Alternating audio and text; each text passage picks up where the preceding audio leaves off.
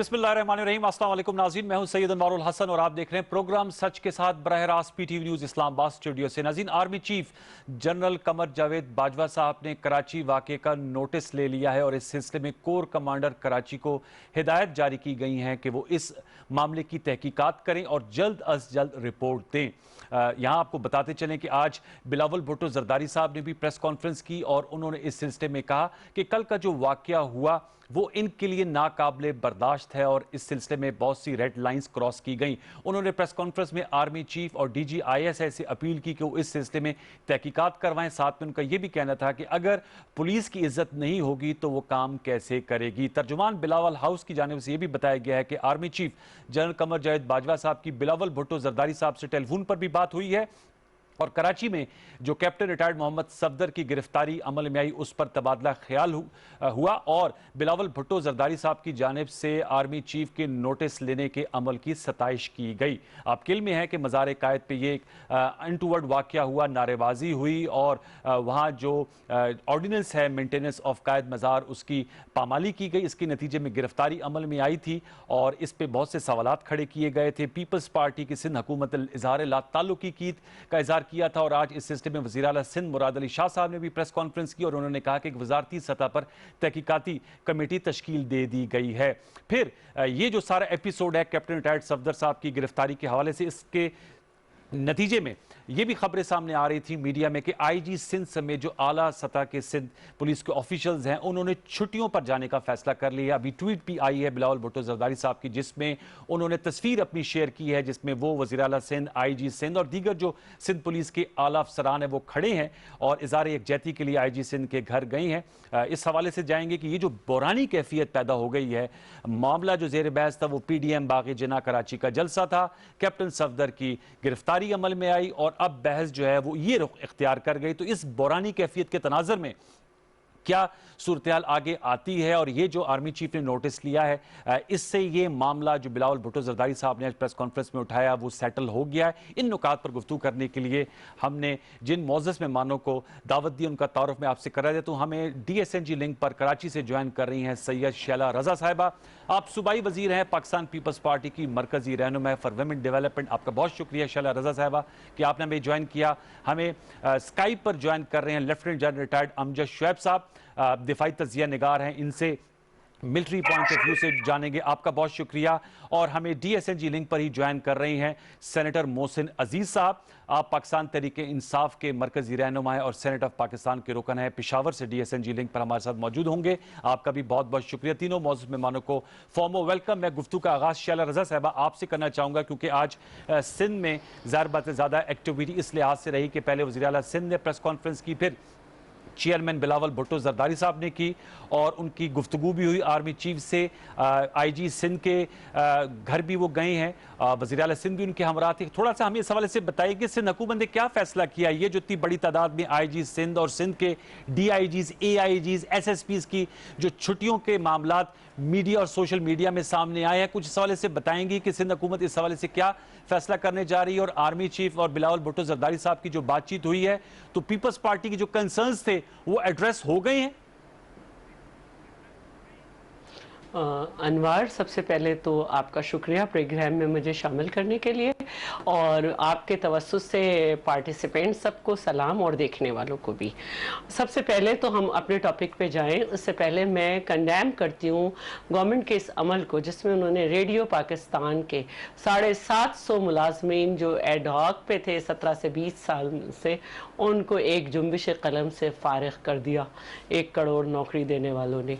अच्छा। दूसरा, अब आपके इंट्रो में एक बात थी उसको मैं तस्हीह कर दूं और वो ये कि कैप्टन रिटायर्ड सफदर अवान साहब पर जो FIR है उसके कंटेंट में कहीं ये जिक्र नहीं है कि उन्होंने जो है कायद आज़म के मज़ार की बेहुरमती की है और इसकी वजह से उसके तक़द्दुस को पामाल किया है, उसकी दिफाएं लगी हैं, बल्कि उसके FIR की कंटेंट में वकास नामी जो कि कोऑर्डिनेटर है हलीमा दिल शेख का और वर्कर है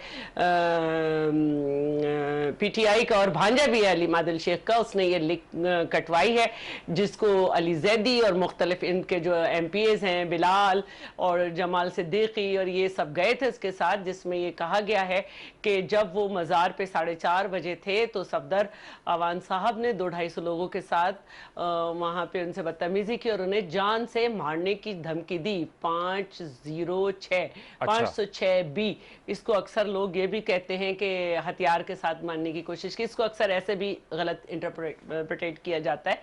तो इसमें कहीं मज़ार की बात नहीं। आज बिलावल भुट्टो जरदारी साहब ने अपनी प्रेस कॉन्फ्रेंस में कहा था शैला साहिबा कि उस मामले पर एक गैर जरूरी तूफान खड़ा किया गया। बिलावल साहब भी यही कह रहे थे, मज़ार कायदी की बात कर रहे थे बिलावल साहब।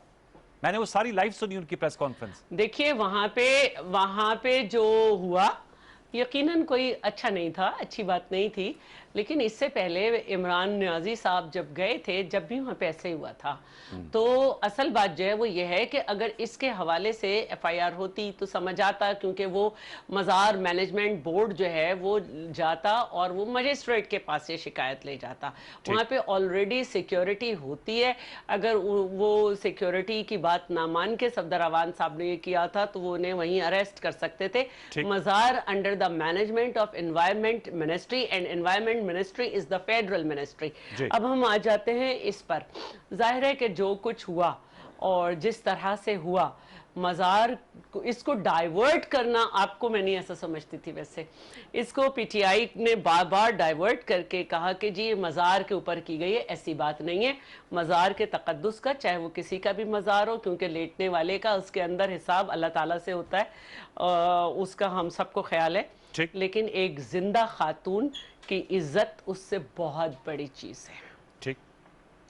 और एक जिंदा खातून के कमरे में आप ताला तोड़ दें, जो कि होटल के कमरे का बार बार दिखाया जा रहा है, ये बहुत बुरी चीज़ है। ठीक है।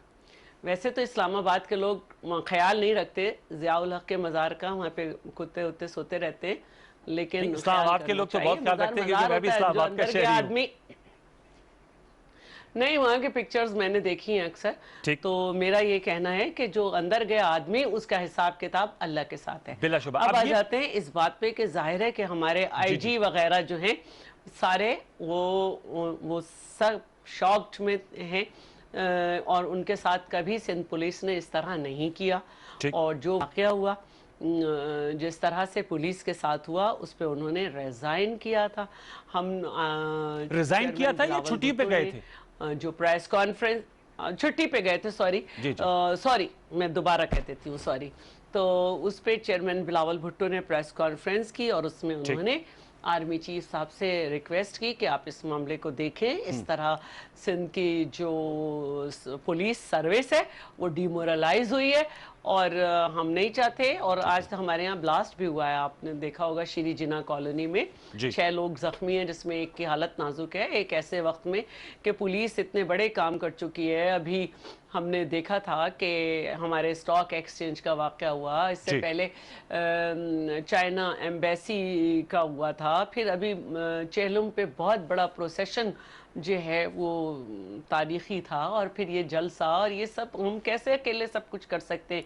तो इसके बाद वो आईजी हाउस भी गए हैं, पुलिस हेडक्वार्टर भी गए हैं और उनसे इजहार यकजहती की है। और हम ये चाहते हैं कि हमारे सूबे में तमाम जो इदारे हैं, जो सर्विस हैं, जो फोर्सेस हैं, वो अपने एम्बिट में रह के मैं इस पे मोहसिन अजीज साहब को भी ओपन करूंगा, काम करें। और मैं ये समझती हूँ, मैं आखिरी बात कर लूं, मैं ये समझती हूँ कि वो जो सूबों, वो जो जजीरों से रिलेटेड उसमें दोबारा आते हैं और उसमें जजीरों से रिलेटेड दोबारा आएंगे। उसके बाद ये विफाक का दूसरा खुदकुश हमला है सूबे पे। चले मैं दोबारा आऊंगा आपके पास। जो आइलैंड्स की आप बात करें, जजीरों की, उसको आप खुदकुश हमले से ताबीर कर रही है। मैं जरा सेनेटर मोहसिन अजीज साहब के पास जाऊंगा।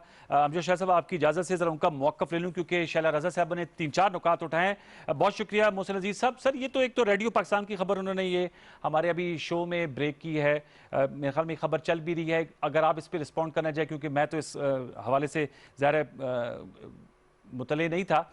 दूसरा ये उन्होंने कहा कि पीटीआई के वर्कर हैं वकास साहब, जिनकी मुद्दियत में ये मुकदमा दर्ज किया गया, और मज़ार कायद पर हुल्लड़बाजी या नारेबाजी का तो एफआईआर में तस्करा ही नहीं है, जो शैला रज़ा साहबा कह रही थी। तो विफाक का क्या रोल है? क्योंकि पुलिस सर्विस ऑफ पाकिस्तान जो है वो विफाक के अंडर ही आती है, प्रोविंशियल सब्जेक्ट है, लॉ एंड ऑर्डर मेंटेन करना, लेकिन आईजी चीफ सेक्रेटरीज की तैनाती विफाक करती है। विफाक क्या रोल अदा करेगी और इस सारे मामले में आपका क्या मौकफ है, कुछ इस हवाले से बताएंगे, क्योंकि इसकी बासगश्त सेनेट ऑफ पाकिस्तान में भी बड़ी सुनाई दी गई है। मोहसिन अजीज साहब। जी मोहसिन साहब, आप मुझे सुन सकते हैं? मोहसिन साहब दोबारा आपसे रब्ता करने की कोशिश करेंगे। अमजद शहर साहब, मैं आपसे जानना चाहूंगा, सर बताइएगा, शैला रजा साहबा की बात आपने सुनी, उन्होंने कहा सिंध में जितने इदारे अपने एम्बिट में काम करें और ये चाहते हैं कि हर इदारा अपने हदूद पे काम रह कर करे। बिलावल भुट्टो जरदारी साहब ने सवालात उठाए थे, आर्मी चीफ ने नोटिस लिया है, कोर कमांडर कराची से कहा है कि मामले की तहकीकात की जाए, चूंकि सिंध पुलिस का जो एक उनके एडिशनल आईजी है, उनका लेटर जो है वो भी सोशल मीडिया पे गर्दिश कर रहा है कि वो डिमोरलाइज हुए हैं कैप्टन रिटायर्ड सफदर की गिरफ्तारी और सिंध पुलिस को जिस तरह उनके मुताबिक हैंडल किया गया, वो डिमोरलाइज है। तो क्या कहेंगे इस हवाले से आप अमजद शैब साहब? बिस्मिल्लाहिर्रहमानिर्रहीम। इसके दो पहलू हैं, एक तो आईजी सिंध जो है उनका मसला और दूसरा सफदर का मसला जो उन्होंने के मसौलिन पे जो किया जी। जहाँ तक आईजी साहब का मसला है वो ज्यादा सीरियस है और मैं समझता हूँ कि अदारों के दरमियान कंसंट्रेशन की जरूरत नहीं होनी चाहिए। लॉ एंड ऑर्डर मेंटेन करने के लिए पावन की होती है, कंफ्रंटेशन होती है, दहशत गर्द वो फायदा उठाएंगे। कुर्बानियां रेंजर्स ने भी कम नहीं, अगर ये कहा जाए कि पुलिस ने ये किया वो किया तो रेंजर्स ने भी बड़ा कुछ वो किया। लेकिन असल चीज ये है कि इसके सियासत की बजाय हमें इस मसले को सुलझाना है और अगर ज्यादती हुई आईजी साहब के साथ तो बिल्कुल उसका अदाला होना चाहिए और जिसने किया उसको सजा होनी चाहिए। और मेरा ख्याल है यही वो मकसद है जिसके लिए हकायक तक पहुंचने के लिए ये इंक्वायरी ऑर्डर की गई। ऑलरेडी मेरी इत्तला ये है कि कोर कमांडर ने लिंक करके आईजी सिंध से बात भी की है, उनसे तफसीलात भी जानी है। अच्छा। और इसी तरह से बात करने के लिए चीफ ऑफ आर्मी स्टाफ ने भी किया। तो मेरा ख्याल है कि उनकी तरफ से तो एक्शन बिल्कुल फौरी हो गया और मेरी अपनी तवक्को है कि 1-2 दिन में हकायक सामने आ जाए। अब बात यह है कि जहां तक सफदर का ताल्लुक है, उसने जो कुछ वहां किया वो उतना ही काबिल मुजम्मत है, बल्कि उससे ज्यादा है। सफदर की कोई हैसियत ऐसी नहीं है कि मैं उसको कंपेयर करूं कायदे आजम के मजार के तकद्दुस। कायदे आजम का जो एहसान हमारे ऊपर है, कायदे आजम में तो पाकिस्तान से कुछ फायदा नहीं जी। वो तो दुनिया से फौरन चले गए। अब सिर्फ एक ही चीज है जो उनके मदार का तकद्दुस और उनका एहतराम जो कौम अदा कर रही है और जो उसको पामाल करे, मेरा नहीं ख्याल कि वो किसी रायत का। लेकिन अभी आपने अमजद शहर साहब कतल बाज़ शैला रज़ा साहबा को सुना, उन्होंने कहा खातून और चादर दीवारी की पामाली की गई, वो ज्यादा बड़ा जो है वो संगीन नौयत की कार्रवाई है। बात यह है कि पुलिस वहां पे गई और अगर किसी ने ताला तोड़ दिया, ताला खींचा, अलग तहकीक हो सकती है, डिपार्टमेंटल एक्शन हो जाएगा उसके खिलाफ जिस सेक्शन ये किया होगा। वो इतनी बड़ी बात नहीं है। अच्छा। जुर्म वो है जो कानून के तहत हो गया कि एक कायदे आजम के मुताबिक का। देखिए बात यह है, गैर मुल्की भी लोग आते हैं वहां पे, जब डिग्नेटरीज आते हैं तो हम बड़ा वहां पे उनके तमाम और एक बड़ा प्रोटोकॉल का ख्याल रखते हैं। ठीक। सुबह शाम वहां पे गार्ड हाजिर होती है, गार्ड चढ़ाई जाती है और के साथ साथ वहां पे चारों तरफ सिक्योरिटी गार्ड खड़े होते। तो किस लिए किया हुआ आपने? हुल्लड़बाजी कराने के लिए? यही वो इज्जत है ना थोड़ी बहुत जो आप दे रहे हैं अपने कायद, उसके अलावा तो और कुछ नहीं। ठीक। वो तो चले गए दुनिया से। और उसको हम ये कहें कि जनाब हम मुंह दिखाने के काबिल नहीं रहे, हमारा मेहमान जो है वो मुंह तो दिखाने के काबिल आप उसको कर नहीं रहे थे जब मजार का तकद्दुस नहीं आप कायम कर सके। वो ज्यादा सीरियस है। मैं बड़ा खुश होता अगर मुझे मुराद अली शाह साहब से ये सुनने को मिलता कि बिल्कुल हमने कानून की हुक्मरानी रखी है, हमारे मेहमान थे, लेकिन बस हम ये चीज इजाजत नहीं दे सकते कि कायदे आजम के मजार पे ये किया जाए, लिहाजा हमने उनके खिलाफ FIR दर्ज करा दी। जो वो 27 के मुस्तक को उन्होंने अपनी प्रेस कॉन्फ्रेंस में इसका एतराफ किया कि सफदर ने अच्छा नहीं किया, उसने गलत किया, लेकिन साथ ये भी कह दिया कि जी हम तो उसके अरेस्ट करने में शामिल नहीं है, वो तो नहीं होना चाहिए। ठीक। ये क्या तनाज़ है? ओके। जो काम उसने किया। अब जैसा इन तजादात पे हम आते हैं, जरा मोहसिन साहब से राब्ता बहाल हो गया, आपकी इजाजत से मोहसिन अजीज साहब को भी शामिल गुफ्तगू करते हैं। मोहसिन साहब माजरत, आपके पास देर से हम आए, मैं आपसे जानना चाहूंगा, शैला रजा साहबा की आपने गुफ्तगू सुनी, वो कह रहे हैं PTI इसमें काफी बड़ी हरीफ बनी और वकास जो आपका वर्कर है उसने जो है वो उसकी मुद्दत में FIR कटी और उसमें आज वज़ीर आला सिंध भी कह रहे थे, तो वफाकी वजीर के मुलव्वस होने का भी इल्जाम लगा रहे थे। तो ये मामला सियासी पॉइंट स्कोरिंग तक ठीक था, ये इस नैच पे जाना चाहिए था कि गिरफ्तारी अमल में आई, फिर गिरफ्तारी के नतीजे में आप देखें कि मामला कहां से कहां तक चला गया। आईजी सिंध और सिंध के आला सतही पुलिस अफसर छुट्टियों पर जाने का कह रहे हैं, आर्मी चीफ तक बात गई, उन्होंने नोटिस दिया, और अभी अमजद शैफ साहब कह रहे हैं उनकी कोर कमांडर से भी बात हुई है और कोर कमांडर साहब को हिदायत जारी करेंगे वो आईजी सिंध से राब्ते में। मामला तो बात तो काफी हद तक बढ़ गई है, क्या कहेंगे इस हवाले से आप मोहसिन अजीज साहब?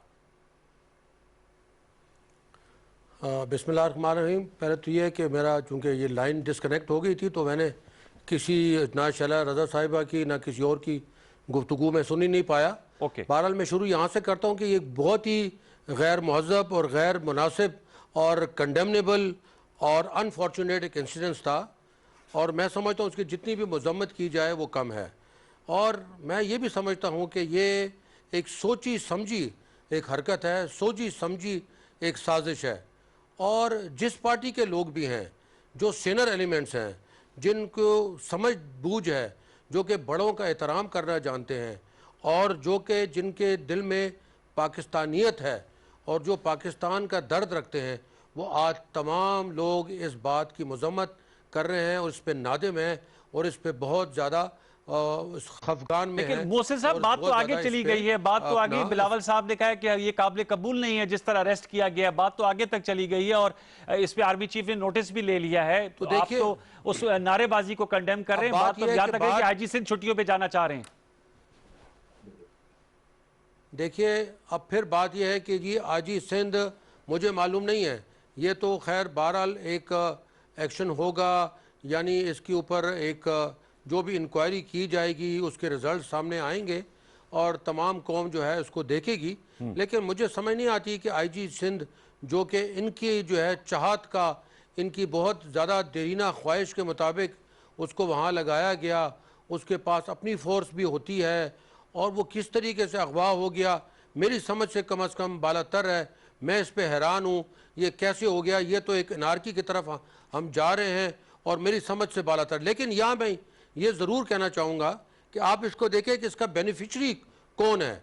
इसका बेनिफिशरी वो एक शख्स है जो कि ज़ीरो हो चुका था, जिसकी कोई ना सियासत में हैसियत है ना अदरवाइज, मैं एम सॉरी टू से एंड यूज़ दिस वर्ड, कि ख़ानदान में भी उसकी कोई इज़्ज़त नहीं है। हमने खुद देखा है कई दफ़ा वो नारे लगाते लगाते पीछे रह जाते हैं और गाड़ियाँ उनकी जो है आगे निकल जाती हैं और वो लोगों से लिफ्ट लेके जाते हैं। तो हमने एक आदमी जो कि ज़ीरो था उसको इस हरकत से ज़ीरो बना दिया।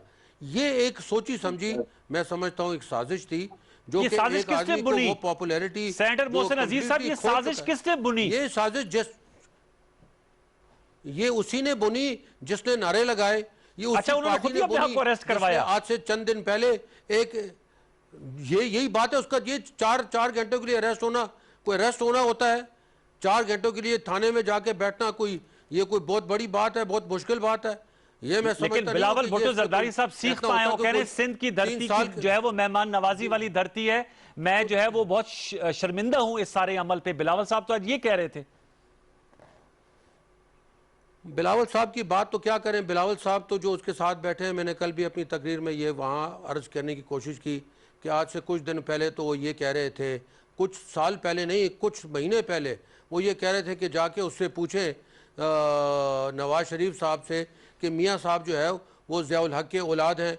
आज आप वो जो है डिफरेंट है। तो ये तो सब के सब वो लोग टोला इकट्ठा हो गया है, they want to create this anarchy, ये मुल्क में अफरा तफरी फैलाने की कोशिश कर रहे हैं और ये अफरा तफरी से इनको मिलेगा नहीं। क्योंकि देखिए बात सुने, बात यह है कि इन्होंने ठीक है बड़ा जलसा कर लिया वहाँ ज़रूर, लेकिन फिर भी 11 पार्टियों ने मिल के जो जलसा किया, वो खान साहब जो अकेला आदमी था, उससे भी कमतर था। अच्छा, कमतर था। जो जलसा ठीक है मोहसिन साहब, ये बताइए फिर मैंने शैला साहब को जाना, उन्होंने कहा सिंध के आइलैंड्स पे भी विफाक ने, वो सब समझती जी, ये भी इसका जवाब ले लूं फिर मैं शैला साहब के पास जाऊंगा कि उन्होंने ये भी कहा, क्योंकि आप बात नहीं सुन सके, मैं उनकी तर्जुमानी करते हुए आपको बता रहा हूं कि सिंध के आइलैंड्स पे आप लोगों ने जो ऑर्डिनेंस के थ्रू उसको विफाक के पास लेकर गए, ये खुदकुश हमला है, शैला रजा साहबा कह रही थी। देखिए एक चीज़ है जो कि आप इस्तेमाल नहीं कर रहे, एक टूरिज़म ठीक है, एक फेडरल सब्जेक्ट नहीं है, एक उसकी सब्जेक्ट है, प्रोविंशियल सब्जेक्ट है 18 अमेंडमेंट में, और बात यह कि इसके लिए वहाँ पे अब कह दिया है इनके सारे प्यादे इसके ऊपर लग गए। लेकिन उस बंडल आइलैंड का आप लोगों ने आज दिन तक क्या किया? ये जो चाइना कटिंग है कराची में जो हो रही है, ये किसी से पोशीदा तो नहीं है। आज इस दौर में, पिछले दौर में जब जब भी हुई है, अगर उसके लिए अगर वफाक की तरफ से एक ऑफ़र की जाती है और एक जस्तजू की जाती है और आपकी पुष्पनाई की जाती है और इसकी कोशिश की जाती है, तो इसमें क्या बुराई है? जब तक कि आपके दिल में कोई और ख्यालात ना हो इस पे कोई और महल बनाने का और या महल इसको बनाने किसी का। और तरीके से कितने पैसों में बेचने का और किसको बेचने का। जरा शाला साहब से बहुत से मवाद इकट्ठा हो गया। हम जो शायद साहब ने भी गुफ्तगू की है, मोहसिन अजीज साहब ने भी किया है। शाला साहब आपसे मैं जानना चाहूँगा क्या जवाब देंगी? वो आपने थोड़ा सा मैं आपको भी बताता चलूँ, ज़ाहिर बात है आप कराची में हैं और मोहसिन अजीज साहब इस्लामाबाद में हैं और अमजद शोएब साहब पिंडी में है। अमजद शोएब साहब कह रहे हैं, ये बिलावल साहब कह रहे हैं मैं मुंह नहीं दिखा सक रहा, तो मुंह तो उनको सीधे अमजद शोएब साहब की आवाज आई है मुझे। चले पहले अमजद शोएब साहब का जवाब मोहसिन दीजिएगा अजीज साहब की आवाज नहीं आई जी। अमजद शोएब साहब का जवाब पहले अमजद शोएब साहब से मैं ये कहती हूँ जी। हाँ, अमजद शोएब साहब देखिए, वाकई एक गैरतमंद का शर्म से मुंह छुपाना चाहिए, क्योंकि हम पंजाब गवर्नमेंट नहीं है जहाँ पे सलाउद्दीन को मार दिया जाए और वो कहे कि बताओ तुम्हें जुल्म करना किसने सिखाया। हम पंजाब गवर्नमेंट नहीं है जहाँ साने साहिवाल हो जाए या किसी ज़माने में मॉडल टाउन हो जाए। हमें जवाब देना है लोगों को। हम ये पूछना चाह रहे हैं कि हम ये कब कह रहे हैं कि सफदर साहब ने वहाँ पे अच्छा किया, लेकिन वहाँ पे तो सारे जो डिप्लॉयमेंट है वो विफाक की तरफ से है। आपने क्यों नहीं अरेस्ट किया उसी वक्त? क्यों जो है मज़ार मैनेजमेंट बोर्ड ने अगले दिन जाके मजिस्ट्रेट के पास FIR नहीं की? ये तो उनका काम था ना। शफकत असल बात यह है कि जिस तरह से FIR जो वफाकी वजीर तालीम है अगर की है तो ठीक है, उस पर कार्रवाई करें। अगर हुई है तो कार्रवाई कर लें, हमें तो इतराज नहीं है। हमें तो इतराज इस FIR के कटवाने के तरीक़ाकार पे जो IG के साथ हुआ और फिर जिस तरह से अरेस्ट करने गए और जो हुआ वहां पे, ये कोई तरीका है? दुनिया में जितने मज़ाहिब के बड़े लोग हैं जिन्होंने जिनके कब्रें हैं, जिनके वो लोग अपने अपने अकीदे के हिसाब से इज्जत देते हैं, वो बड़े लोग हैं जिन्होंने इंसानियत के लिए काम किया और उनका दर्स इंसानियत था। तो ये ख्याल रखें कि वो जो इस मज़ारों में सो रहे हैं वो इंसानियत के लिए गए। उन मज़ारों पे की आड़ लेकर उन पे कत्ल के मुकदमात दूसरों पे बना के इंसानियत तार तार नहीं की जाती। अब आप मुझे बता दीजिए मोहसिन अजीज साहब ने क्या कहा। जी, मैं अगर अमजद शोएब साहब के इस पे जवाब ले लूं फिर आपको मैं पूरा मौका दूंगा, मोहसिन साहब के सवालात भी उठाऊंगा। जी अमजद शोएब साहब, मुझे क्या पता, देखे ना पहले मुझे आप मोहसिन अजीज साहब का बता दें। अमजद शोएब साहब मेरे भाई हैं, उन्हें मालूम है कि मैं क्या बात कर रही हूँ। आप मुझे मोहसिन अजीज साहब का बता दें प्लीज, मैं उनका जवाब देना। मोहसिन अजीज साहब कह रहे हैं वो आइलैंड्स पे लगता है कोई आप लोगों ने कोई महल शहल बनाने होंगे, इसलिए आप लोगों को जो है। मैंने अपनी छोटी बहन को तो मैंने कतन कोई नहीं। मैं अमजद भाई, अमजद साहब मैं रिक्वेस्ट करती हूँ मैं आइलैंड का जवाब दे दूं। मैं आइलैंड का जवाब दे दूं, मेरा जवाब गलत हो आप उसका भी दे दीजिए। कहा जी, मैंने पहले कहा कि हमें इस बात पे मुझे भी एतराज है, अगर IG के साथ ज्यादती हुई है तो वो कतन नहीं होनी चाहिए और उसका नोटिस दिया गया है, उससे सजा होनी चाहिए और होगी। क्योंकि मुझे आर्मी के डिसिप्लिन का पता कि ये फौज की तरफ से कुछ हुआ तो वो छोड़ा नहीं। आप किस तरह फौज की सारा उसका डिसिप्लिन, आप हर किसी को इजाजत नहीं दे सकते कि जो भी चाहे करता है, तो नेचुरली वो होगा। लेकिन दूसरी तरफ ये है कि ये अगर किसी जमाने में PTI ने भी कुछ किया था तो मैं समझता हूँ ये मुराद अली शाह साहब की जिम्मेदारी थी, तो उनके खिलाफ भी FIR कर तो छोड़ना नहीं चाहिए। चीजें जो मज़ार मैनेजमेंट बोर्ड की अमजद शोएब साहब वो कह रहे हैं मज़ार मैनेजमेंट जो है वो विफाक के पास है। शाला रजा साहब ने ये पॉइंट दोबारा रिपीट किया कि जो मज़ार की मैनेजमेंट वो विफाक के इदारों के पास है। सारी बात सुनिए, एनवायरमेंट मिनिस्ट्री विफाक की मिनिस्ट्री है जिनको बिलावल कहते थे कि आउटसाइड द मज़ार 144 है जो हमारी जिम्मेदारी है। अब गद्दार जो है इसको इन्होंने कहा, हमने तो नहीं कहा उसको। अब वो उसके साथ बैठे, मोदी के यार के साथ बैठ के अगर आप सारी बातें करें तो मुझे उसमें इंसानियत की सियासत नजर आती है। अमजद साहब आप तो दूसरों के तज्जिया निगार है ना, आप PTI की बात क्यों कर रहे हैं? यही मोहसिन साहब भी उनको वैसे क्यों कह रहे डिफेंड थे। कर रहे हैं और हमें क्यों तंज कर रहे हैं? हम तो उसूल की बात कर रहे हैं कि मजार के आउटसाइड हमेशा दिफा 144 रहती है, उसको मेंटेन करना हमारी जिम्मेदारी है। मजार के प्रेमिसेस जो है अंडर द फेडरल मिनिस्ट्री आती है, वहां पे जो कुछ है वो उनकी जिम्मेदारी है। हम एक तबसरा कर सकते हैं कि वहां पे जो हुआ वो भी गलत था, इमरान ने जो किया वो भी गलत था।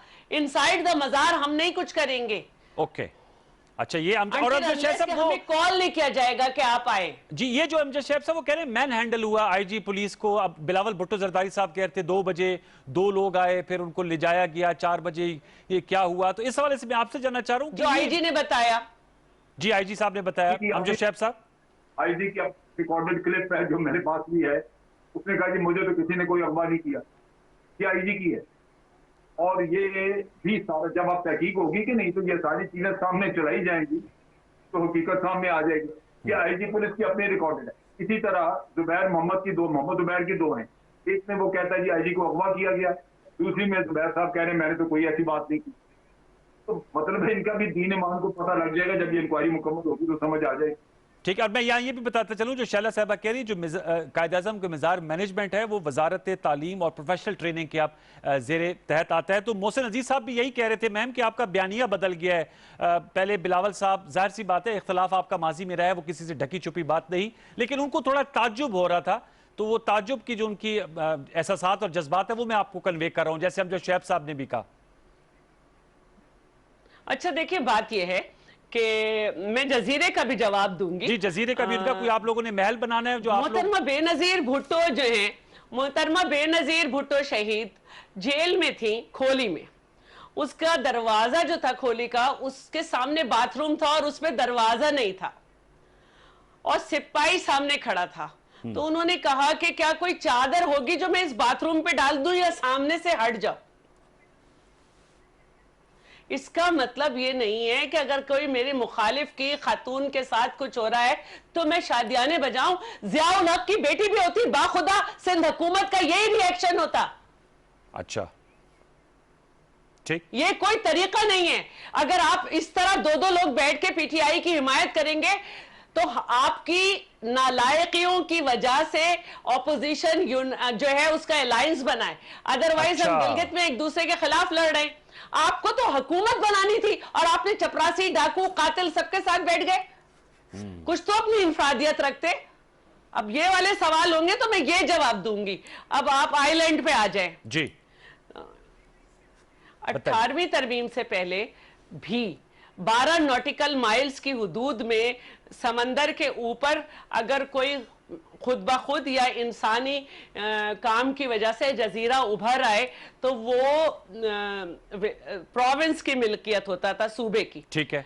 फिर जब 18वीं तरमीम हुई, 2010 के फैसले भी मौजूद हैं, जब 18वीं तरमीम हुई तो इसमें वर्ल्ड बियॉन्ड इजाफा किया गया और कहा कि 12 नॉटिकल माइल में जो समंदर के अंदर है वो भी सूबे की मिल्कियत है।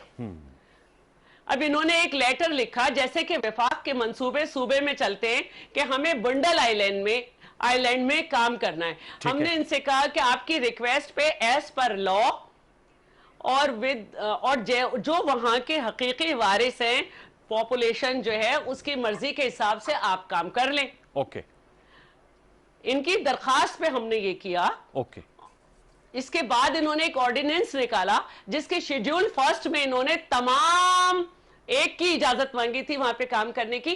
तमाम जो जजीरे हैं वो वफाक की मिल्कियत है। ठीक है, मैं पूछ लेता हूँ सवाल। उसके बाद इसके सेक्शन 3 में इन्होंने 45, 46 और 47 में इन्होंने लिखा कि इस ऑर्डिनेंस के मुताबिक किसी वक्त भी मकामी को बेदखल किया जा सकता है, जबकि आईने पाकिस्तान कहता है कि मकामी लोगों की मिल्कियत है। ठीक है। 46 में इन्होंने ये कहा कि अपनी मर्जी की उसमें कंस्ट्रक्शन और डिस्ट्रैक्शन हो सकती है, और 47 शर्मनाक कि इसको हम किसी भी वक्त सेल कर सकते हैं। चल, अभी आपके नुकात आ गए मैम। मैं चाहूंगा मोहसिन अजीज साहब से, ये खुदकुश हमला नहीं है। चलिए, मैंने ये सवाल उनसे किया था, मैं दोबारा रिपीट भी कर देता हूं और मोहसिन साहब को भी बता देता हूं। मोहसिन साहब, ये शैला रजा साहबा कह रही है कि ये हुकूमत की वजह से ऑपोजिशन का अलायंस बन गया है। मतलब वो इसका सेहरा पीडीएम बनने का वो आपके गले में डाल रही हैं। वो कह रही हैं आप लोगों की नाअहली की वजह से ये मुख्तलिफुल ख्याल सियासी जमातों का इकट्ठ बन गया है। मोहसिन अजीज साहब, देखिए, ये पता नहीं कि इल्म का गायब का इल्म जो है किस तरह से है खान साहब को, क्योंकि ये तो जिस वक्त उनकी पहले तकरीर थी और उसके पहले महीने में ही उन्होंने कह दिया था कि आप देखेंगे कि ये तमाम के तमाम जो पार्टियां हैं जो कि चोर हैं, जिन्होंने कि यहाँ पे करप्शन में हिस्सा लिया है, जो कि एक दूसरे की बैक स्क्रैच करते रहे हैं, जो कि मुका करते रहे हैं, ये इकट्ठे हो जाएंगे। अच्छा, और 2 साल के बाद वो जो है वो चीज़ सामने आ गई। वो चीज़ सामने हमारी वजह से नहीं हुई, ये हमारी इस वजह से हुई है कि खान साहब ने, पीटीआई ने जो अपने मंशूर है, अपनी जो कहना है उसका पास रखते हुए उन्होंने ये ज़रूर कहा है कि जो हमने कहा है हम उसको पूरा उतरेंगे, क्योंकि हमने अगर अकाउंटेबिलिटी करनी है तो हमने बिल्कुल करनी है और इसको हमने छोड़ना नहीं है। बात यह है कि इनको एक्चुअली सोचना चाहिए कि आज जो ये बेनज़ीर साहिबा की जो शहीद हैं, इस वतन पे शहीद हुई हैं, उनकी जो बात कर रही हैं, ये आज उन पार्टी के साथ बैठी हुई हैं जो कि ज़िया-उल हक के उस वक़्त दाएं और बाएं बैठे होते थे। आज अब ज़िया-उल हक का नाम लेती हैं, उनका नाम क्यों नहीं लेती हैं? चाहिए तो ये था कि आप उनका नाम भी लेती, और कम से कम ऐसे जलसों में जब आप ये बातें इतनी बरमला ज़िया-उल हक शहीद के मुतालिक ये करती हैं, तो ये भी बात करती कि वो लोग जो थे उन्होंने आके हमारे घर में हमसे फिर माफ़ी मांगी, रिटर्न माफ़ी मांगी, और हमने उनको अब माफ़ कर दिया क्योंकि हम बिल्कुल मुल्क और वतन के लिए आगे चलने वाले हैं। ऐसी बात नहीं है। ये इस वक्त जो मामलात हैं वो सिर्फ़ और सिर्फ ये हैं कि ये जो है हॉट एंड कोल्ड प्ले कर रहे हैं। ये जो वाक़या है आईजी साहब का, जी, ये आप देख लें, इसमें क्या हुआ। एक तरफ तो इनका अटॉर्नी जनरल है, वहाँ जाके बरमला वो जो है वहाँ पे बेल की मुखालफत कर रहा है, और दूसरी तरफ ये अब कह रहे हैं कि जी हमारी बहन के साथ चादर और चार दीवारी की बात कर रहे हैं। ये जी जी जी जी जी और ये जो है वो वहाँ पे जाके उन्होंने बरमला उसकी मुखालफत की थी। आज आप ये कह रहे हैं, अब उसमें वो यही बात है कि आप इंतज़ार करें, ये सब सामने आ जाएगा। जो जुबैर साहब ने कहा, जो उनके बयान में तब्दीलियाँ आई, वो भी हम सब ने सुना, ठीक है, और जो आईजी साहब के साथ लोगों की बात हुई वो भी हमने सुना। तो ये दूध का दूध पानी का पानी हो जाएगा। मोहसिन साहब, ये जो मुद्दा दोबारा उठाया, मैं नहीं समझता कि रेंजर जो है इस तरह का एक्शन वो ले सकते हैं या उनको लेना चाहिए था। लेकिन अगर खुदा ना खास्ता अगर उन्होंने लिया है तो गलत किया है। वो जिस तरह से अमजद साहब ने फरमाया, मैं भी उनकी तायीद करता हूँ। अच्छा, ठीक है, उसके ऊपर एक्शन होना चाहिए, उस पर एक्शन होना चाहिए। मोहसिन साहब ये बताएगा कि दोबारा उन्होंने आइलैंड्स की बात की, और आप ज़ाहिर बात है अपर हाउस के सेनेटर हैं, मेंबर हैं, इस तरह की अमल होता है between the federal government and the provincial government. और जो शैला रजा साहबा कह रही थी कि हमने सिर्फ एक आइलैंड पे आप लोगों ने काम की इजाज़त मांगी, फिर सब पर आप लोगों ने जो है उसको ऑर्डिनेंस के जरिए वफाक के ज़ेर असर ले आए, और उसमें ऐसी ऐसी शिकें भी लिखी हैं कि मुकामी आबादी के हवाले से, फिर उसकी सेलिंग के हवाले से। तो मैं जानना चाह रहा हूँ कि ये क्या वजह है कि ज़ाहिर बात है आप लोग का सियासी इख्तिलाफ अपनी जगह, लेकिन जैसे हमने कोरोना में देखा था कि कोविड-19 की जंग जो कि अभी भी ख़त्म नहीं हुई, उसमें NCOC बनी थी, कौमी राब्ता कमेटी थी, एक फोरम था। तो इस मामले पर भी कोई बातचीत हो सकती है? ये जो आइलैंड का इशू है, क्योंकि बिलावल भुट्टो जरदारी साहब ने अपनी बाग़े जना की स्पीच में भी इसका जिक्र किया और शैला साहब ने दोबारा इसका जिक्र किया। मोहसिन साहब, देखिए, ये हमारे पश्तो में कहते हैं वो खड़ोल वाला, ये यानी ये पानी को वैसी उबालने वाली, या जिसको आप अंग्रेजी में कहते हैं स्टॉर्म इन अ कप, जी, storm in a tea cup में एक स्टॉर्म क्रिएट करना। ये वो वाली बात है कि देखिए, बात यह है कि चाहे एक आइलैंड है या जो है, उसके ऊपर गुफ्त शुनीद भी हो सकती है, लेकिन this is for the betterment of the country. उसके लिए एक चीज़ किया गया है कि एक आइलैंड पड़ा हुआ था जिसके ऊपर कई मुद्दत से कुछ काम नहीं हुआ, और अगर वो वहाँ पे लोग उसके ऊपर आबाद हैं तो उनकी मुनासिब उनको कंपनसेशन की जाएगी। ऐसे तो नहीं कि उनको वहाँ से बेदखल करके उनको ला के वो जो किसी आबादी में डाल दिया जाएगा। ये अगर उनकी लैंड ओनरशिप है, वहाँ के आबादी हैं, वहाँ पे वो आबाद हैं, तो उनको इस तरह से नहीं निकाला जाएगा। हमारी उस तरह की हुकूमत नहीं है, हमारी तो गरीब परवर हुकूमत है। हमारी वो हुकूमत है जो कि कोरोना में भी इनकी मोहसिन साहब, वो रेडियो पाकिस्तान का भी कह हमारे रही जो थी है कि उनके कोरोना में मुलाजिमीन भी को हटा यही दिया ख्याल गया। रखा गया, यही ख्याल रखा गया है, कोरोना में भी यही ख्याल रखा गया है ठीक कि है। यहाँ पे गरीब जो है वो उसका रोजगार न जाए, और अल्लाह ने उसमें, अल्लाह ताला ने सबसे पहले उसमें पाकिस्तान को और कामयाबी दी और इमरान खान के एक्शन को कामयाबी दी। ठीक है। अगर हम इनकी बातें सुनते रहते, आज एक तो गरीब मर गया होता और ओके। दूसरी इकोनॉमी तबाह हो चुकी उस होती। पर हम दोबारा लौट के आएंगे इकोनॉमी। अमजद शेख साहब, मैं आपसे जानना चाहूंगा, क्योंकि ये बहस जब नवाज शरीफ साहब ने गुजरावाला पे तकरीर की, उनकी तकरीर तो बैन है, पेमरा के रेगुलेशंस के मुताबिक, लेकिन ज़ाहिर बात है आजकल सोशल मीडिया, फेसबुक और उस पर काफ़ी ज़्यादा उसकी तशहीर हुई और उन्होंने नाम भी लिए इदारों के हवाले से, फौजी क़यादत को भी पिन पॉइंट किया। फिर आज बिलावल भुट्टो जरदारी साहब भी अपील कर रहे थे और मौलाना साहब ने भी कहा कि नाम नहीं लेना चाहिए और हम तो चाहते हैं हमारे इदारों से लड़ाई नहीं है और इदारे अपने एम्बिट में काम करें, पॉलिटिशियंस अपने काम करें। सिविल सुप्रीमेसी की बात की, सिविलियन बालादस्ती की बात की। मैं आपसे जानना चाहूंगा, आप फौज में बड़ी आम पोस्टों पे रहे हैं, इस मामले को कैसे वंस फॉर ऑल सेटल किया जा सकता है कि इसकी वजह से गैर जरूरी तौर पे जो है वो बहस ना हो और जो फौज का काम है वो अपने फोकस से वो भी मुंतशिर ना हो। देखें ना, इस डोमेस्टिक इशू है, एक गिरफ्तारी, और इस पे मामला प्रेस कॉन्फ्रेंसेज हुई और फिर आर्मी चीफ को नोटिस लेना पड़ा, फिर कोर कमांडर साहब अब तहकीकात करेंगे। इसको कैसे हैंडल किया जा सकता है बेहतर तौर पे? ये जो अभी सूरत हाल है वो तो कंफ्यूजन की वजह से हुई है कि कोई कुछ बयान दे रहा है, कोई कुछ दे रहा है, 12 तहकीकात होंगी तो सामने आएंगी। लेकिन ये इंतहाई जरूरी है कि फेडरल गवर्नमेंट भी प्रिंसिपल गवर्नमेंट को एंगेज करे और एक अफवाह तफहीम से मसला हल करे। जी। जो वहाँ पे बात हो रही है, अफवाहें उड़ रही है, कह रहे हैं, अभी जब बिलावल कर रहे थे वहाँ पे प्रेस कॉन्फ्रेंस, तो एक साथी ने पूछा कि जी खबरें हैं वहाँ पे कि यहाँ पे गवर्नर रूल लगाया जा रहा है। ये गवर्नर रूल लगाने का क्या तो मतलब इस तरह की बातें करना, छेड़ना भी गलत है, ज्यादती है, क्योंकि प्रोविंस में गवर्नमेंट करती है, उसका राइट है हुकूमत करने का, उनको हुकूमत करने दें। और अगर करने की गिल्लत है तो आप उसको एंगेज करें। को भारत से आई हुई हुकूमत तो नहीं है, पाकिस्तानी बैठे हुए हैं, आपके भाई हैं, आप उनको एंगेज करें। तो एक तो ये जरूरी है कि आप प्रोविंशियल गवर्नमेंट को ऑन बोर्ड रखें, एंगेज करें। वो जजीरों का मसला हो या कोई भी मसला हो, वो आप उनसे बातचीत करें और अफवाह तफहीम से हल करें। जहाँ तक तकरीर का ताल्लुक है गुजरांवाला, तो सारी पार्टियां जो आपकी, सब पॉलिटिकल पार्टी, वो अगर चीफ ऑफ आर्मी साहब के साथ जाके रास्ता करती हैं तो अपना मामला हल कर सकती हैं। मियां साहब नहीं कर सकते। मियां साहब का काम है सींग फंसाना, जहां जाते हैं वहां पे कोई ना कोई अपने आप को फंसा के बैठ जाते हैं। ठीक। उसकी वजह सारी ये है कि उनका जो फलसफा है सिविलियन सुप्रीमेसी का, वो है जो वो समझते हैं, और वो है कि जैसे सुप्रीम कोर्ट पे अटैक कर दिया, जैसे प्रेसिडेंट का कहा कि जी वो मुझे, मैं उससे डिक्टेशन नहीं लूंगा। वो आज ही सिंध और सिंध पुलिस के मामला पर भी नवाज शरीफ साहब ट्वीट कर रहे थे कि देखिए जी ये मेरी बात जो है कि ये जो है वो स्टेट अबव द स्टेट, उससे मिला रहे थे इस बात को अमजद शेख साहब। कह रहा हूं कि वो उनका अपना रवैया है, जबकि आप देखिए जरूरत इस बात की होती है कि हुकूमत के नीचे के अदारे हैं जो उसी को हेल्प करने के लिए। मैं एक मिसाल देता हूं आपको, मोदी आए लाहौर में विजिट के लिए जी।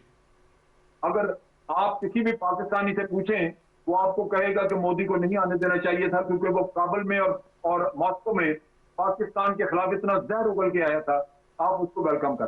तो जब आई गए तो आपने देखा कि वहां पे मोदी का फॉरेन सेक्रेटरी उसके साथ था, उसका नेशनल सिक्योरिटी एडवाइजर साथ था, रॉ का चीफ साथ था। पाकिस्तानी फॉरेन सेक्रेटरी जाने लगा, मियां साहब ने रास्ते से भेज दिया उसको वापस। नेशनल सिक्योरिटी एडवाइजर नासिर जंजुए को कह दिया कि तुम नहीं आओ, वो रास्ते से वापस कर दिया। आज पाकिस्तान में किसी के पास कोई रिकॉर्ड नहीं है उस गुप्तशनीद का जो मोदी के साथ इनकी हुई। भारत में है, हमें जो कुछ पता चलता है वो मोदी की जबानी पता लगता है, कभी वो किसी इंटरव्यू में कह देता है, कभी किसी टॉक शो में कह देता है। तो क्या ये तरीका है? अगर मियां साहब को कहा जाए कि जनाब आप एक असूली रास्ता इख्तियार करें, फॉरेन ऑफिस के लोग होने चाहिए हमने, तो ये उनकी सिविलियन सुपरमेसी इफेक्ट हो जाती है। उनको सोचना होगा कि वो करना क्या चाहते हैं मुल्क के साथ, कोई जाति जगीर तो नहीं है ये। ठीक। और फिर आपको आके उसने हद कर दिया। आप मुल्क सर्च कर सकते हैं ऐसे आदमी के साथ जिसने जाली डॉक्यूमेंट जो है वो सबमिट किए सुप्रीम कोर्ट में। ठीक।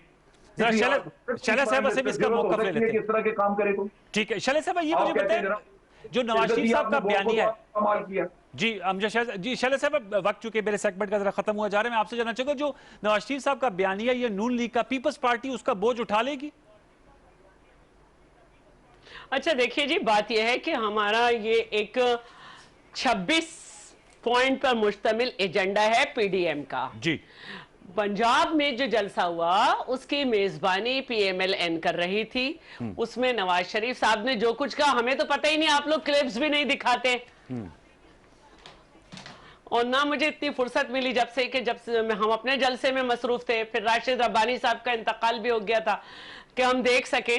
तो असल बात यह है कि हमें जो है इन 26 पॉइंट्स को फोकस करना है, और ये 26 पॉइंट्स जो हैं वो मोहसिन अजीज साहब को बताएंगे कि हमने जो इसमें लिखा है इसकी वजह से हमने अलायंस बनाया है। ठीक है, क्योंकि आज आप जो है जो बड़ी बड़ी बातें कर रहे हैं वो आप खुद बता सकते हैं कि मईशत जो है पाकिस्तान में जंगे रही, कभी नेगेटिव नहीं हुई। आटा चीनी चोर आपके पास बैठे हैं, क्या हुआ उस तहकीकाती कमीशन का, कैसे आपने NRO अलीमा बाजी, जहांगीर तरीन, खुसरो बख्तियार इन सबको दे दिया, और आज ये कीमतें क्यों इतनी ऊंची हैं कि आप खुद ही महंगाई पे बात कर रहे हैं। ठीक, ये इश्यूज है। आपने क्या रिलीफ आवाम को दिया है, मुझे कोई एक रिलीफ बता दें। तो हम तो इस वजह से इकट्ठे हुए हैं जो हमारे मुकदमे उनको हम अदालत में फेस कर रहे हैं। मोहसिन अजीज साहब कहते हैं इमरान खान साहब ने पेशन गोई की थी कि सब अदालत इकट्ठे ने हो जाएंगे मेरे मोडेलिटी खिलाफ। तय की, मोहसिन अजीज अदालत ने साहब कह रहे थे मोडेलिटी तय की, हम ना शैला साहब, मोहसिन अजीज साहब कह रहे थे खड़े हुए कि इमरान हमने खान साढ़े साहब 11 वज़ीर-ए-आज़म साल ने पहले पेशन भी गोई जेल की काटी, थी। अभी भी खड़े हुए।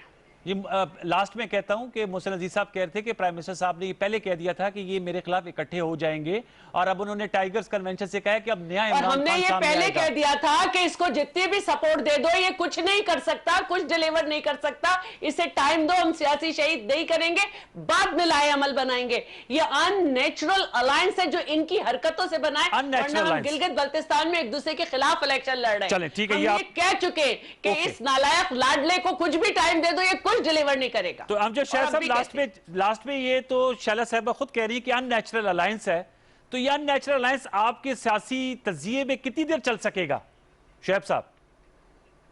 देखें, बात यह है कि मफादात तो बिल्कुल हर किसी के अपने अपने हैं। मेरी गुजारिश ये होगी कि जिस नुक्ते के ऊपर ये उछाले, जैसे ये कह रहे हैं कि हुकूमत नालायक है या हुकूमत की पॉलिसी अच्छी नहीं, महंगाई है, ये तो उनको हुकूमत को कन्फ्रंट करें ना पार्लियामेंट में बैठ के, क्यों नहीं उनको खड़ा करते सामने? पार्लियामेंट में जाके बात नहीं करते हो, जा जाके आप शहरों में फतूर पैदा करेंगे तो इससे तो कुछ भी नहीं होगा, इससे कुछ भी नहीं मिलेगा, हासिल कुछ नहीं होगा, आपके अवाम ही सफर करेंगे, अवाम आखिर में अवाम का नुकसान होगा। जी जी शायद साहब, क्विक वर्ड, मेरा वक्त अवाम हमारे साथ है, अवाम हमारे साथ है, पार्लियामेंट के साथ साथ हम बाहर भी आईनी हक रखते। ओके, अवाम ने जब सफर नहीं किया था, जब धरने में लंदन के कजन आए थे। ठीक है, चलें, ठीक है, बहुत बहुत शुक्रिया शैला रज़ा साहब, आपने हमें कराची से ज्वाइन किया।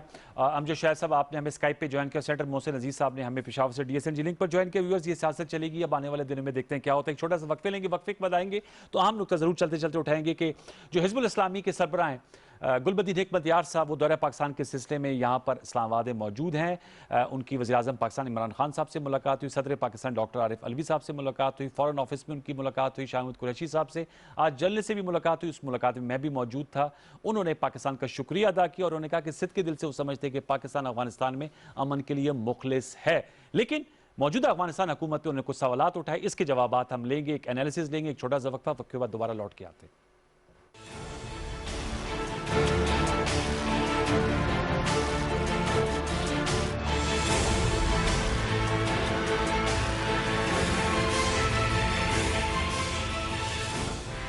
फौरी खबर हो, राय या तज्जिए, डिजिटल दुनिया में आपके साथ साथ PTV न्यूज की सोशल मीडिया प्लेटफॉर्म्स पर बढ़ती मकबूलियत, टॉक शोज, खसूसी रिपोर्ट्स और आगाही के पैगामात की फौरी रसानी के लिए पेश PTV न्यूज फेसबुक अकाउंट पर 30 लाख फॉलोअर्स मुकम्मल।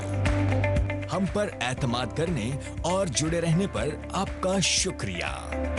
PTV न्यूज, दुरुस्त हर वक्त बर वक्त।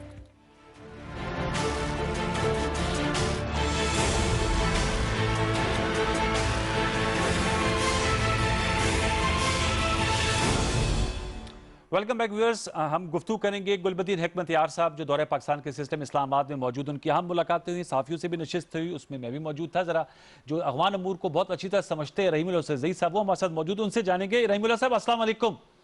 वालेकुम सलाम। रहमुल्लाह साहब बताइएगा, हिजबुल इस्लामी गुलबुद्दीन हकमतयार अफगान जहाद के दिनों में तो इनका बहुत ज्यादा नाम सुना जाता था, बल्कि जो सोवियत यूनियन कहते हैं वो गुलबुद्दीन हकमतयार और स्टिंगर मिसाइल से बहुत खाइफ रहते थे। आज इस्लामाबाद में मौजूद थे, वो कह रहे थे, मैं आपको लुबा बताता चलूं, पाकिस्तान की तो तारीफ कर रहे थे कि पाकिस्तान अमन चाहता है और हम भी चाहते हैं कि अफगानिस्तान में अमन हो, लेकिन उनके मुताबिक, गुलबुद्दीन हकमतयार के मुताबिक, ये जो अफगान तालिबान और मौजूदा अफगान हुकूमत के दरमियान डायलॉग हो रहा है, ये बेमानी है, क्योंकि वो कहते हैं ना इसमें वो शरीक हैं और ना इसमें अफगानिस्तान के और बहुत से जो इंपॉर्टेंट प्लेयर्स हैं वो भी इसका हिस्सा नहीं है। तो आपका क्या तज्जिया है, गुलबुद्दीन हकमतयार साहब का इतना वजन है आज के अफगानिस्तान में?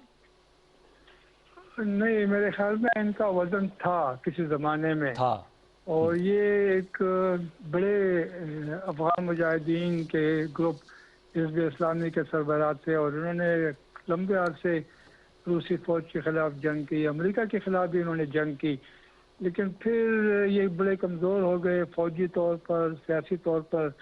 इन्होंने अफगान हुकूमत से सुलह कर ली, इनके कुछ कैदी रिहा हुए, इनको कुछ मराहत दी गई, लेकिन फिर इन्होंने सदारती इंतखाबात में भी हिस्सा लिया पिछले साल जी, और बहुत कम इनको वोट पड़े थे। अच्छा, इन्होंने कहा कि धांधली हुई थी। लेकिन अब ये है कि ये जो मौजूदा मुज़ाकरात हो रहे हैं इसमें तो अफगान हुकूमत भी है और कुछ और अफगान दड़े भी हैं। ठीक, हिकमतयार को भी नुमाइंदगी दी गई थी, इनका एक नुमाइंदा था, 20 जो मुज़ाकरातकार हैं, लेकिन ये कह रहे हैं कि हम इसमें शामिल नहीं हैं जी, लेकिन ये है कि इसमें तो ज़ाहिर है अफगानिस्तान में काफ़ी तकसीम है, काफ़ी दड़ेबंदी है, तो अब सबको नुमाइंदगी देना और फिर बातचीत करना शायद मुमकिन नहीं था। ठीक है। पाकिस्तान से उनकी तवक्कुआत आप ख्याल में क्या होंगी? जब वो आज इस्लामाबाद में मौजूद थे, सदर और वज़ीर आज़म से उनकी मुलाकात हुई, क्या तवक्कुआत होंगी? उन्होंने वैसे ये कहा अपने बयान में कि मैं बिल्कुल जिसे कहते हैं भरी हुई झोली के साथ पाकिस्तान से अब दोबारा वापस अफगानिस्तान जा रहा हूँ, बहुत सी उम्मीदें हैं, जो मेरे जहन में तवक्कुआत थी वो पूरी आ गई, लेकिन मैं आपके तज़किये की रोशनी में जानना चाह रहा हूँ वो किस जहन से आए होंगे और क्या सोच उनकी होगी जिसकी वजह से ही केम टू इस्लामाबाद। आज भी अभी भी मौजूद हैं, कल उनकी वापस रवानगी है और वो कहते हैं वो बड़े मुतमईन होकर वापस जा रहे हैं। लेकिन देखिए, मैं इनको तो पाकिस्तान ने काफ़ी इज्जत दी, इनको प्रोटोकॉल दिया और सब अहम लोगों से इनकी मुलाकात करवाई। इससे पहले डॉक्टर अब्दुल्ला आए थे, तकरीबन वही प्रोटोकॉल जो है वो हिकमतयार को दिया गया। मुहक्किक आए थे उससे पहले। तो ये तो पाकिस्तान की एक कोशिश है कि सारे जो अहम अफगान सियासी रहनुमा हैं या पार्टियां हैं उनसे ताल्लुकात बेहतर बनाए जाए। हिकमतयार ज़ाहिर है वो चाहेंगे कि पाकिस्तान अफगानिस्तान के अमन के लिए काम करे और फिर वो चाहेंगे कि तजारत के हवाले से अफगान ट्रांजिट ट्रेड, बाहमी तजारत और फिर जो कह रहे थे कि जो टापी जैसे मंसूबे हैं और वो भारत पे भी अर्ज कर रहे थे, भारत को भी कह रहे थे कि वो भी पाकिस्तान जैसी सोच अपनाए और जो शॉर्टेस्ट रूट है वस्ती एशिया से मिलाने के लिए अफगानिस्तान, वहां पर अमन होगा, इस तरह की उन्होंने वो गुफ्तगू कर रहे थे। लेकिन आप समझते हैं कि अब उनका वो हुजम नहीं रहा जो उनका पहले हुआ करता था। लेकिन जब उनसे ये सवाल भी हुआ इस नशिस्त में तो उन्होंने कहा नहीं जी, हिजबुल इस्लामी जो है उसने जहाद लड़ा है और वो अभी भी एक फोर्स टू रेकन विद है, एक हकीकत है हिजबुल इस्लामी, और पहले अब जो मेंबरान थे अब उनकी तादाद दुगनी हो गई है। ठीक है, हिजबुल इस्लामी जो है वो 3 दलों में तकसीम हो चुकी है और 2 दड़े जो हैं वो अफगान हुकूमत का हिस्सा है। हिकमतयार हुकूमत में शामिल नहीं हुए लेकिन इन्होंने उनसे सुलह कर ली थी। अच्छा। तालिबान को इन्होंने ताउन की पेशकश की, सुलह की, इत्तेहाद की, तालिबान ने उसको मुस्तरद कर दिया। तालिबान कहते हैं कि हिकमतयार नाकाबिल एतबार है। तो मेरे ख्याल में ये इनकी सियासी हैसियत तो कमज़ोर है, फौजी हैसियत पहले ही कमज़ोर हो गई थी, इनको तालिबान ने शिकस्त दी थी।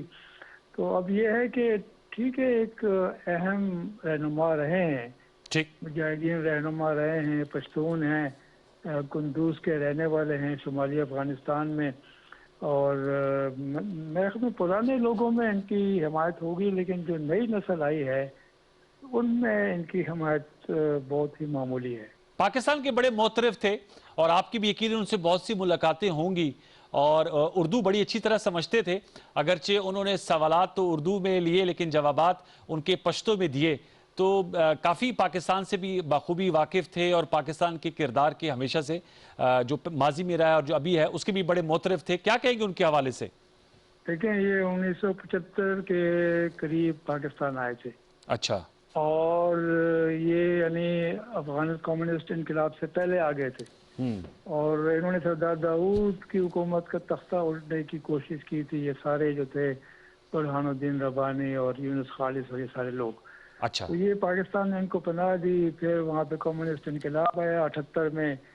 फिर ये मुजाहिदीन के ग्रुप बने और ये तो इतना अर्सा पेशावर में रहे हैं कि इनके मेरे ख्याल में सारे बच्चे भी पेशावर में पैदा हुए।